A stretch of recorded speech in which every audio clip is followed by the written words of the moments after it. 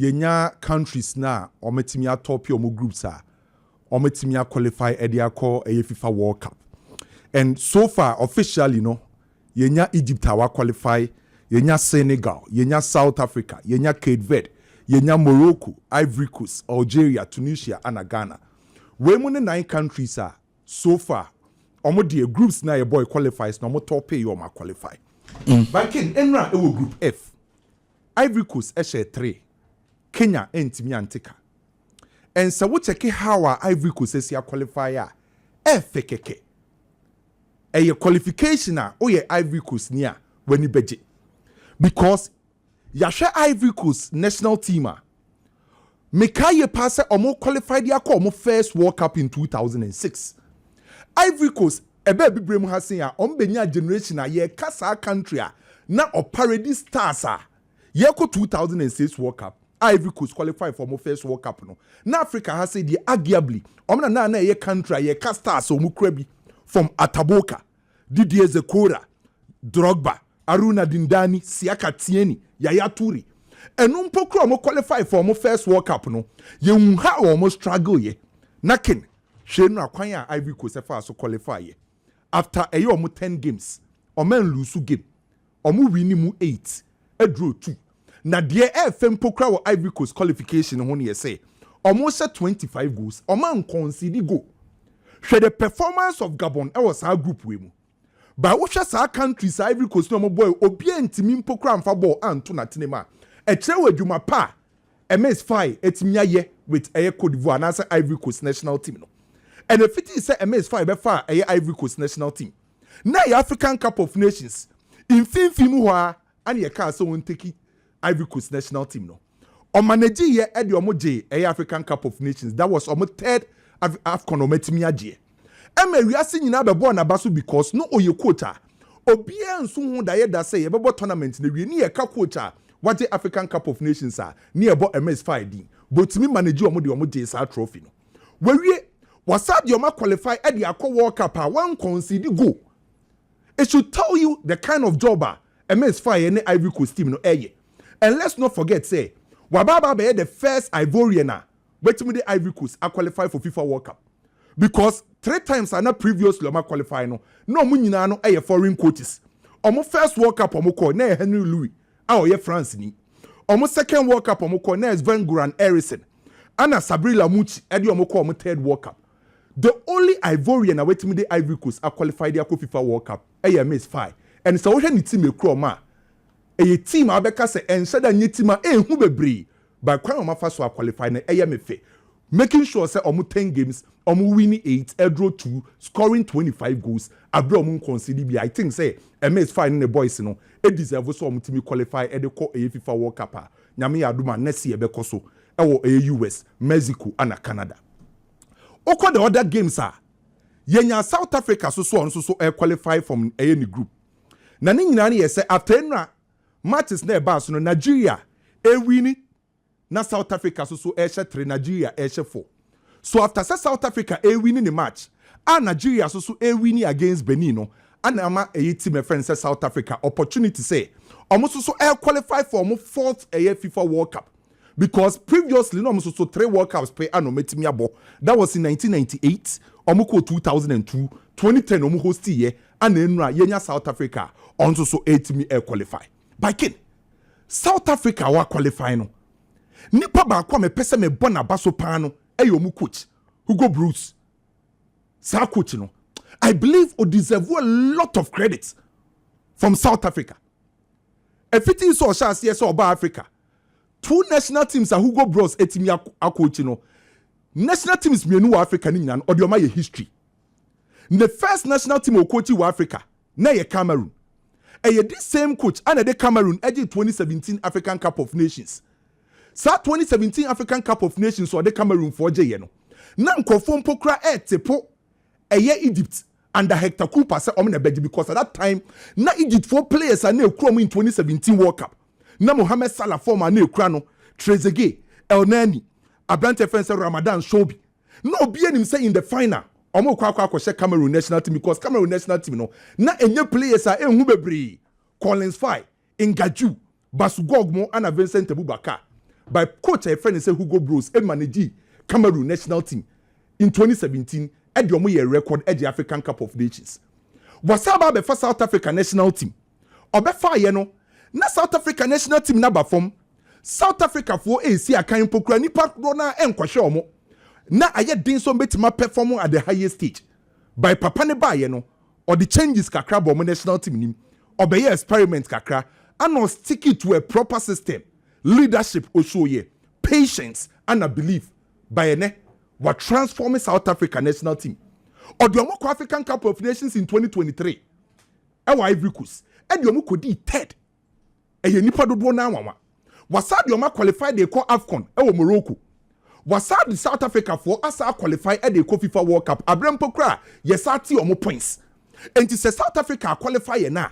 Open nipa baako e woso obo na baso pa na e yomo head coach Hugo Bros na dwuma na waye with South Africa me kai pass 2 years ago an granting interview say so when me amfa South Africa for an qualify for World Cup on one kasa de dwuma ne beto ho e ma obi anyi nadi enti ene wetimi the South Africa team we qualify for the FIFA World Cup I think say coach no deserve a lot of credit and a few coaches one to me I make sure say enko mo doubting no Omababa believers and South Africa is here Kanya. Obi ehun say modern born was through all because of this coach Hugo Bros me say o deserve a lot of credits.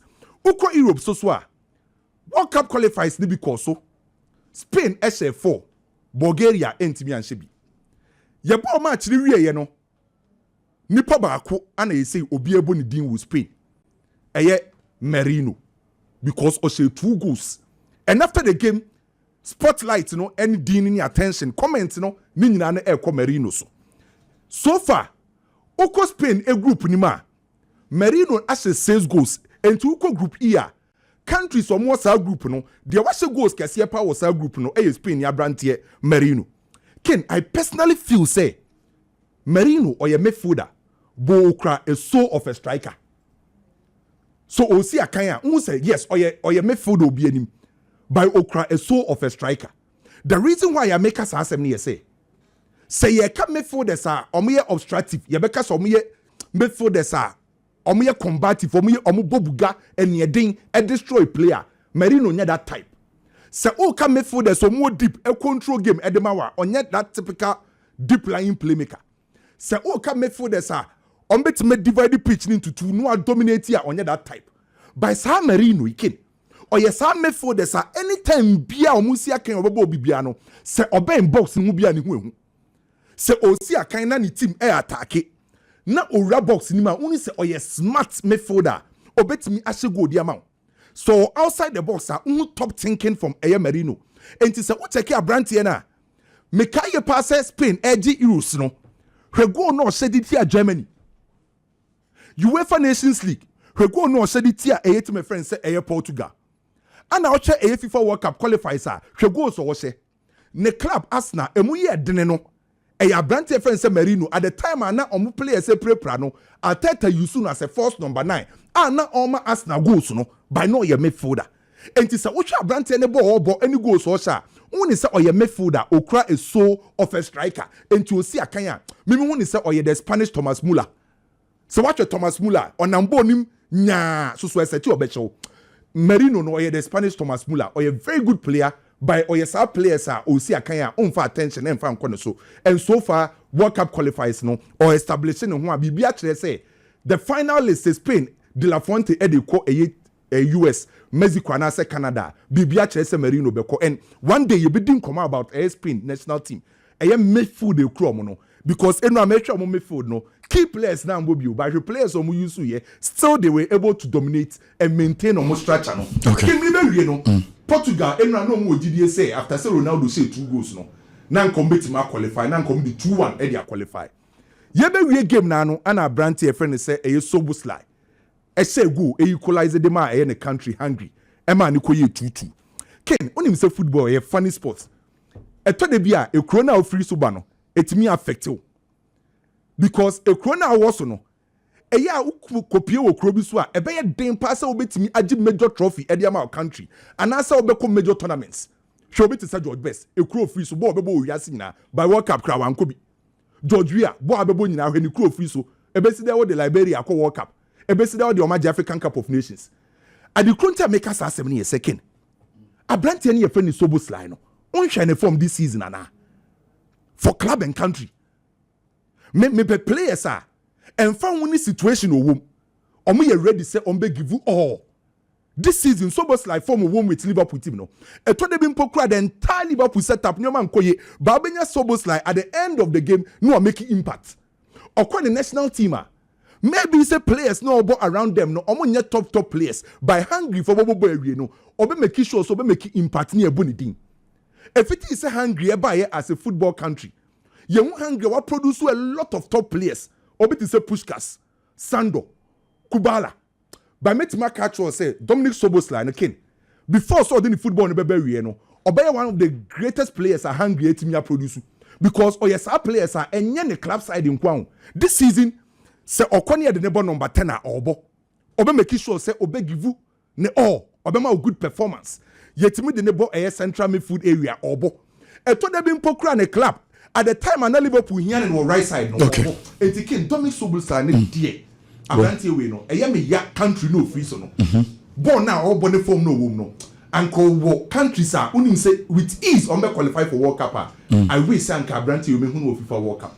or form club and country na World Cup we do baby answer say mrane sese bebo Kevedi enanka omakoto no akobadi amu no atone dia baba say edu baby a yentime sese mrane say we ase kwana nim say nema bebrebe tima sese so obetimi ato 2 players shebo kwala scale ye we betide dodge obetimi ato 2 players Ghana dem say yetim ko 2 players over bi anka position mi bi de emi here striker anka yakofo bi de na bada Halan say onu dia wan obetimi qualify say they want me qualify wetimi ko fa ne player ti en fa ne say Isaac ne we mu say you carry some bi anka fa ba kwa ba okay to asoma me na me ayimra sisia Merase ken maminchia awoshi kwa no fin pa na ye monkomo kakra ene minsam no mebon tew sam no doso na first of all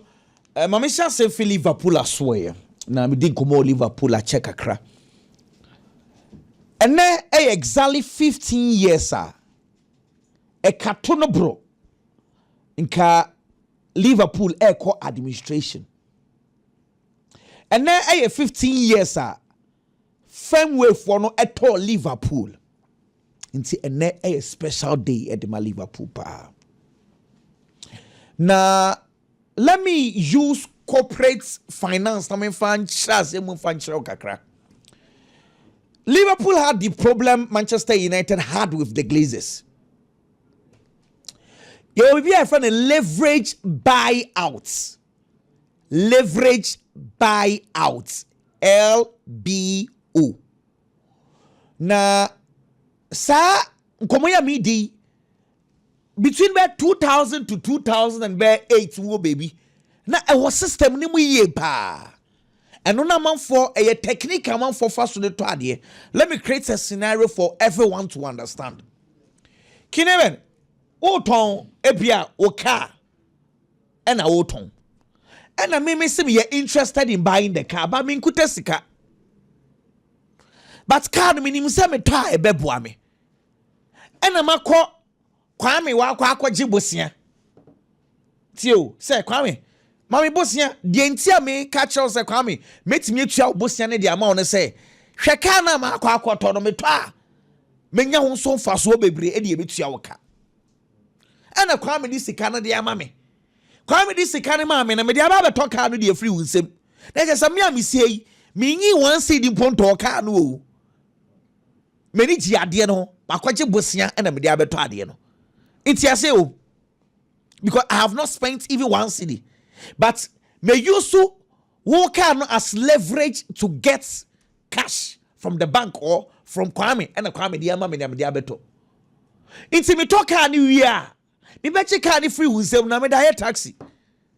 Wiki bi ase ke baba na me de ama Kwame. Wiki bi ase inti me tetetete nyina wi a. Nkai ni nyina ye me mfa so. Na che say, when you so adwen e de nya japade. Brony say leverage buyout LBO. ɛyɛ no na Glazers for no de fa so to Manchester United ɛyɛ no ɛna nkɔfo no only Liverpool ansa na famwe for no beto Tom Hanks and George Gillett and no more fast so toy. They see potential in the club. We don't have the money. Then we use the club as a leverage to get loans from banks near the better. But no, you see, it is very dangerous. And one of my Glazers for any issues. Let me explain this. Here, Tom Gillett's money. George Gillett and Tom Hanks better club in 2007. Within a matter of about 3 years. Sika omuji from the bank was 140 million pounds. After 3 years, now Liverpool for the car 350 million pounds from the Royal Bank of Scotland. Inti adiana na obeto ya na one for the sika nhyem no. Ensan se ne sika every club no movement no na eka eba. Inti Royal Bank of Scotland at Liverpool for ekojina court say sika no so wentimi antua Mungu club no Monfa club no administration announce say Muntoma on a bit near sika and no enema firmway for the budget club no atoy and firmway for no omu complete deal no on the 15th of October 2010 and the end 15 years exactly. Owners no they've gone through a lot. So papa I remember very very well say I'm a far club, no, a club. You see, the club was in a turmoil. Issues be brave. 3, 4, 5, maybe 4 months after take on, no. I remember listening to Kineben, 31st of January 2011. Kena story. And now they can say Fernando Torres if Liverpool echo Chelsea. That famous Monday morning story. Because that time, no, not those days, you know. You see, the news no konyana wa ken we are good. Because I remember that day, you see, that time na Liverpool issues be briaba fame we better club no fame way for we want to know the direction. Now Fernando Torres also the need have a bomb of a club Marco. Into Conforno, they've gone through a lot difficult moments, but they've steered the club from turmoil today. Liverpool, one of the clubs are Omutimi and the clubs and Casino and Robbie shoulders once again. Fame way for no, they've done very very well. They're also you see, Obiabit to me, I emotional about issues. Me sure say they are to Burkina Faso no. Say a Ghana for and be emotional. You be cancer to say. But this is where I want to disagree with people. Okay, careful for the secular buyer March 2025. Now you have 4 games in the group stage. So none of the national associations they hear complaints. But what the media say? CAF can bring a policy. You can disagree. You can agree. Name them. Say policy no man can want some one objective policy no. Now about 6 games after bringing the policy, after now baby complaints. I'm sorry. I will not listen to this. Emrano, careful for say at the Obia points in the check here, you are not being fair to Niger, Muna now more Eritrea, more group. No, Asama careful can doesn't this make sense? The arguments people are making say, hey, yeah, so Burkina Faso, when you're 21 points, Nigeria you're 17, yet Nigeria for qualify and you're fair. Really? If it is not fair, then say you can pray your part there. Gabon. Necessary representing Africa or intercontinental championship. No, say so mo say the pray you on area because a bit me abase. Ye kwa bossa for team tournament no. Na Gabon for free. Are we being fair to them? Because when you're 25 points. Sesani e kanwa. If you want to go by people, fairness there. Mama Gabon for nko. The policy calf e di abano. De buy no. Who objections are canon tam afia ye be drew any na and a car for and ya bro master car for say won't me ko boss 6 games And I say, you check group in your name, about 10 games. Now, Obi group about 8 games. What say? The about 8 games, you know, one person want to know the same competition. How is that possible? Hey, young people down, Kakrasa, careful police, no, Obia Betimia disagree. Any day, it should be anywhere. Name them one can in Tamwa, and young friend of Abesu who come. They trust to be okay. When him say, Yeho, na say that she be Ubetimia your hinia, yet how do we see pa? For say we want to preserve you because if you say a jao, not the big year be the kwame and also the biaudi chebia, or any ya. Would the fee ever cacunyano? Ken Patros asked him, we say, correct. It is say, oh, now you're this year partners obedi hinia. Yet how do we see them? Because a dear be obey be a becanconyano. May come come away, Eddie see. Lamine Yamal come on so kakramenka se mincho ken he Lamine Yamal Barcelona fonim se obeye Barcelona hene Sasadia everything he will do he does everything he plans to do I will say Barcelona show interest in them meboa good na me feel say at this stage in central for ni nyai boy ni kakra. And I want to explain this, kakra. Okay. Say, Lamine Yamal, ye can, and I own down a girl a dim fan shrey. And what's now a cosun, a draho, no, or china or namakosia, no afaha, no afaha. That is wrong. But as I say, we're dedicating our bra body, more baba, kodia, I feel say, and no more. And Uncle Maya made what I say.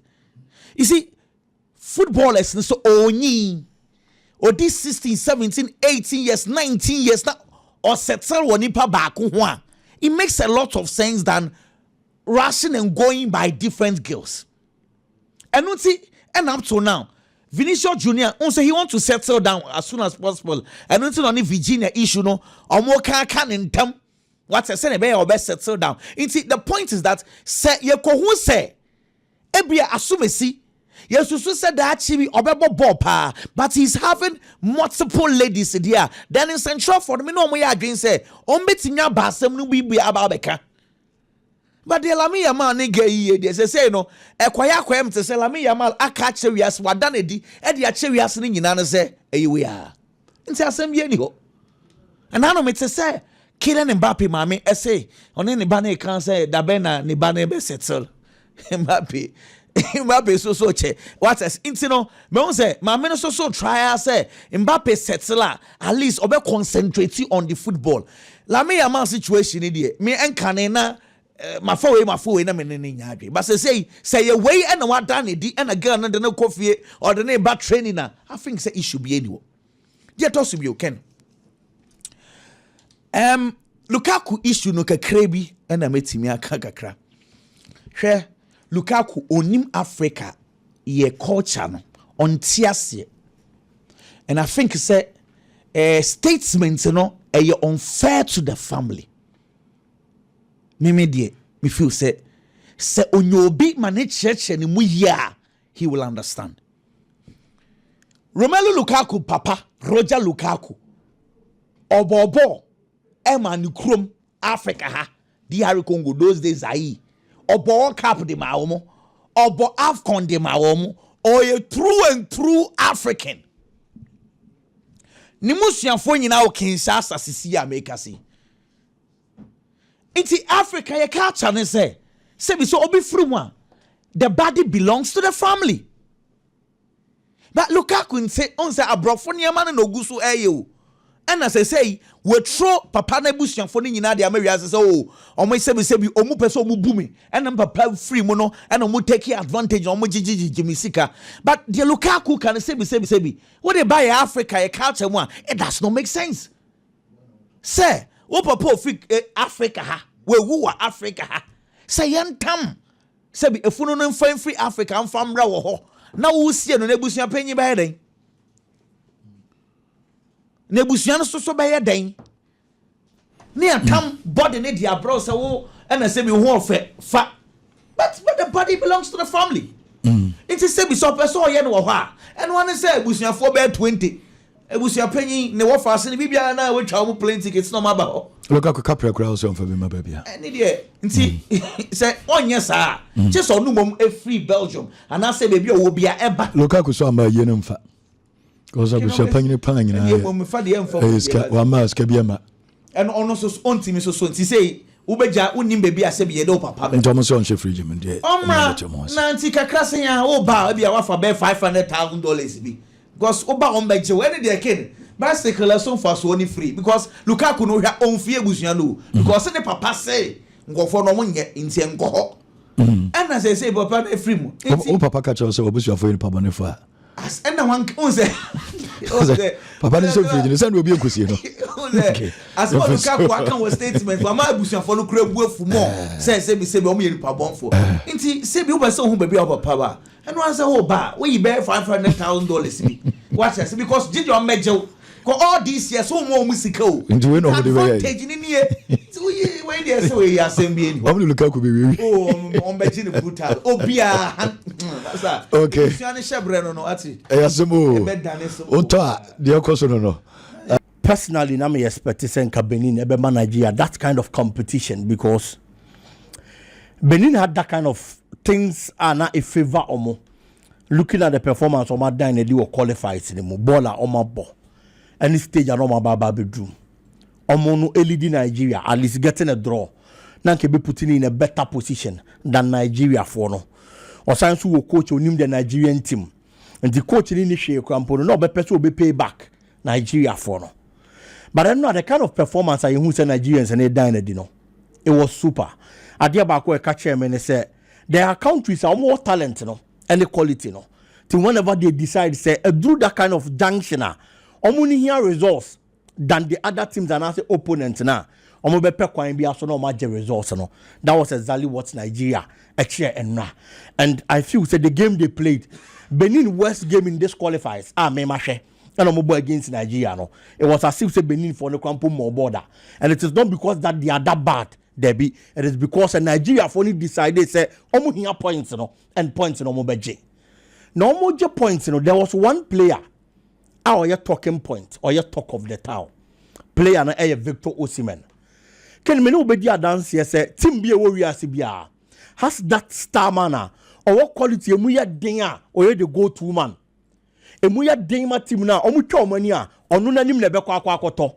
And to be expected say on days a very difficult you have to stand to the test or rise it to the occasion and the team now boama point in the bar.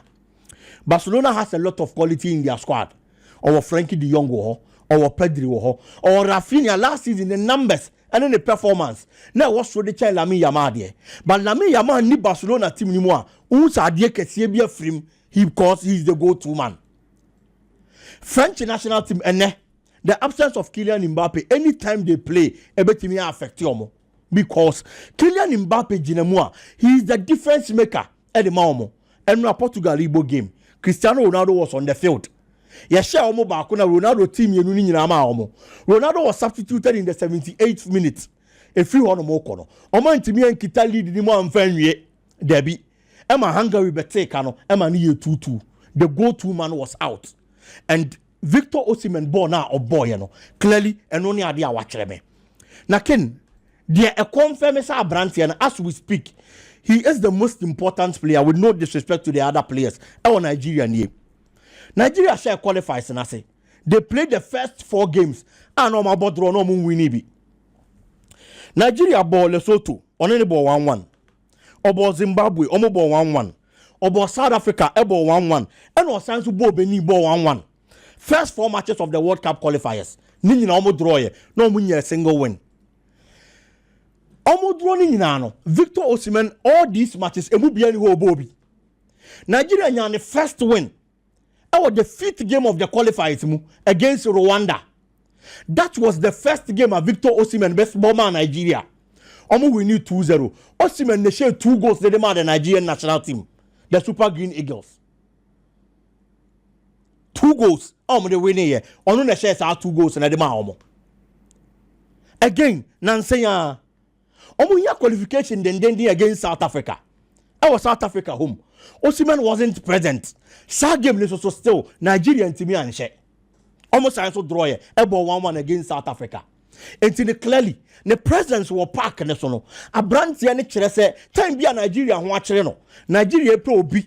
So best standing to the occasion. Now why in Nigeria every difficult moments in games no. Ono na the big player and the star man obey say Jumana Nigeria. And yesterday's game was no exception. Kudos to the player Victor Osimhen or proving the worth. So you star boy, or you big player. On this Moya Dano, and how many here? Nigeria needed a win to the Bebo playoff, and he got that win for Nigeria yesterday by scoring a hat-trick. Moving on. Nipa bakwa me sure say na nipa do na doubt no. E woni coaching adwuma mu. Looking at adwuma na ye de hye ne nsa no. Ivan Gennaro Gattuso. Gattuso yo obi a bebia na Italy gina no. Personally, na me feel say Italy for coach the national team a hye ne nsa. E di say Gattuso. Because the Italian national team a very big team. And here obi or what track record. Obi and more konkan what prove beyond reasonable doubt. And sa near the Ashenensa. Nan campus bebia Italy national team ni gina no difficult. Difficult because one missing out on 2 World Cups. Open one of the countries of my successful World Cup mupa untimi money Italy film. But the 2018 World Cup obo playoff against Sweden in 2017 when Timi qualify one Kobe. 2022 World Cup Oman Sayan qualify. Yabo qualifiers to 2026. The first 2 games that's Spalletti in a coach. Or winning Bako and no lose 3-0 against team my friend is Norway. Etoma drew a tight corner. Omube here coach or what track record. Not the rest of the matches and a possible while we need in another qualify. Italy for 1-2 Omonia. Oman phobia say Ivan Gennaro Gattuso. And people were shocked. People were surprised because Papa Ninya Jumabi was our track record now with media handle team no. But of far team no. The performance he has shown. How our putting guys need together. Pep talk or the man rant and the performance of more than a park no has been good. The 4 matches our national team in the Aboni in our 4 straight wins. No more experience in Impo. At a point, and to me and yes, they haven't qualified for the World Cup yet because no way no any president to ready to Babe Lucy guard. They are on form. That is very true. But there are times a task na ye de be mauno. E bi mpo won't me meet. But ye share juma wo ye any quiet fast so meet task na. At least ye me pardon no. And I feel say juma na wa so far. Anybody on the team that Baba do no, he's done very well. Now, home game against Norway would prove very important in their qualifying series. Senenia brace up so ye bibi team na. Sa game necessary watch. And one player so Bonabaso has been retegi. Ken, moving from the Italian Serie A to Saudi Arabia. The Italians were in okay because finally Omaba Benya striker Wabaji the Gokin. The Capo Canonier Award. Italy. Now you do Baba qualifies the World Cup Boyano. Also will Saudi Arabia. Omu feels the Saudi Arabian League in the form. And Tiakwada kwa mode mobile from Ontimimo. But the performance has since of course Saudi Arabia still now keeping it up. Actually the kind of competitive nature of Saudi Arabian League in the year. Anytime he gets the opportunity to feature for Italy, goals upon goals with good performances and all the more. And yesterday's game was no exception. 2 goals and share. And the second goal, Angela no Gina, anybody or Kelly born share, it was super. So far, 6 matches rather. And our boy in the qualifying series for Italy. Watch 5 goals and 4 assists. From 6 games, 9 goal contribution. A striker of Saudi Arabia, not depending GDA. Just to obey me maintaining the form. But he's doing it for the Italian national team. And Gattuso Juma Oye. And Retegi, how he's leading the squad and the lines ever filled in the sono. Almost a fataba. So even if they don't qualify, no more keep up with this same performance. To me, I feel they have done enough for the Italian national team. Ken. Medase Messi aboso bi me no eye bigi. But yenua eye Uraku eye mante ewo top eye radio